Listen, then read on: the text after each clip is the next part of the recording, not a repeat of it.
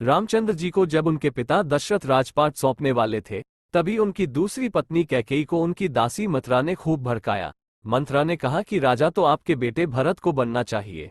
इसके बाद कैकेयी ने राजा दशरथ से 2 वर मांगे। पहला, भरत को गद्दी मिलनी चाहिए और दूसरा, राम को 14 वर्ष तक वन में रहना होगा। राजा दशरथ को अपनी पत्नी के वर पूरे करने पड़े।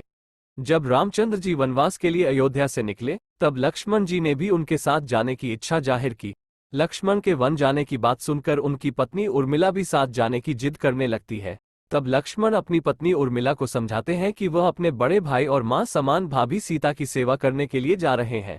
अगर तुम वनवास में साथ चलोगी तो मैं ठीक तरह से सेवा नहीं कर पाऊंगा।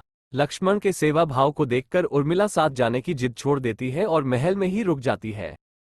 वन में पहुंचकर लक्ष्मण भगवान राम और सीता के लिए एक कुटिया बनाते हैं। जब राम और सीता कुटिया में विश्राम करते थे, तब लक्ष्मण बाहर पहरेदारी करते थे। वनवास के पहले दिन जब लक्ष्मण पहरेदारी कर रहे थे, तब उनके सामने निद्रा देवी प्रकट हुई।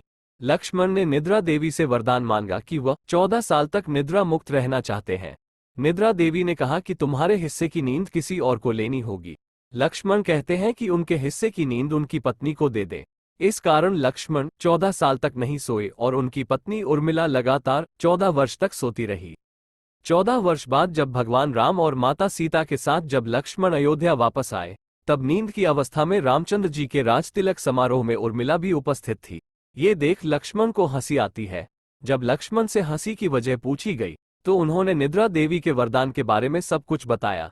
लक्ष्मण ने कहा कि जब मैं उबासी लूंगा, तब उर्मिला की नींद खुलेगी। लक्ष्मण जी की इस बात को सुनकर सभा में मौजूद सभी हंस पड़े।